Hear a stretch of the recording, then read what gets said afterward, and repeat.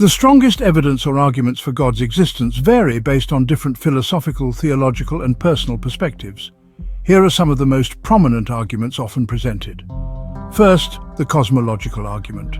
This argument suggests that everything that begins to exist has a cause. Since the universe began to exist, it must have a cause outside of itself, which is often posited to be God.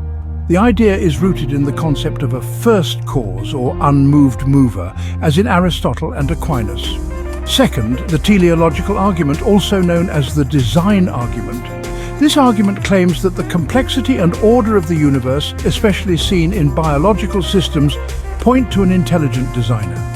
The intricate structures of nature, such as the fine-tuning of the physical constants in the universe, are presented as evidence that a purposeful being designed them. Third, the moral argument. This asserts that the existence of objective moral values points to a moral lawgiver. It suggests that without God, there wouldn't be an objective standard for right and wrong, but since such a standard exists, it must have a divine source. Fourth, the ontological argument. This is a more abstract argument based on the concept of God as a being than which no greater can be conceived. If we can conceive of such a being, it must exist in reality, because existing in reality is greater than existing only in the mind. Fifth, religious experience. Many argue that personal experiences of the divine, whether through prayer, miracles, or revelations, serve as direct evidence of God's existence for the individuals who experience them. Though subjective, these experiences are often cited as powerful evidence of God's reality. Each of these arguments has counter-arguments and responses from skeptics, so the strength of the evidence depends largely on one's philosophical stance or faith. The strongest arguments against God's existence focus on various philosophical, scientific, and empirical critiques. Here are the most prominent. First, the problem of evil. This is one of the most well-known arguments. It asks how an all-powerful, all-knowing, and benevolent God could allow the existence of evil and suffering in the world. If God is all-loving, he would want to eliminate suffering. If he is all-powerful, he could do so. The fact that suffering persists is often seen as evidence against such a God. Second, lack of empirical evidence. This argument claims that there is no direct, observable evidence for God's existence.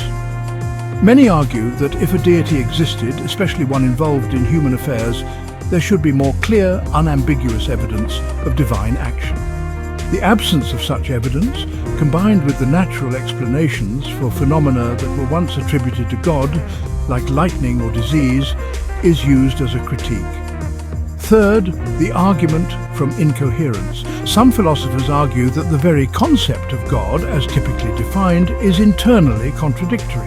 For instance, they might claim that being omnipotent, omniscient, and omnibenevolent leads to logical inconsistencies. If God knows everything, including the future, then his actions are predetermined, raising questions about free will and omnipotence. Fourth, scientific explanations. Advances in science, particularly in cosmology, evolution, and neuroscience, offer natural explanations for phenomena that were once attributed to God. For example, the Big Bang and evolution provide explanations for the origins of the universe and life without invoking a divine creator. Fifth, Occam's razor. This philosophical principle states that when presented with competing hypotheses, the simplest one with the fewest assumptions is most likely to be correct. Since naturalistic explanations do not require the assumption of a supernatural being, some argue that it is more reasonable to accept these explanations over the belief in God. These arguments do not necessarily disprove God's existence, but offer reasons for skepticism or doubt. Each has counter-arguments from theistic perspectives, making this an ongoing debate. Credits: script by author name, narration by narrator name, music from the YouTube audio library.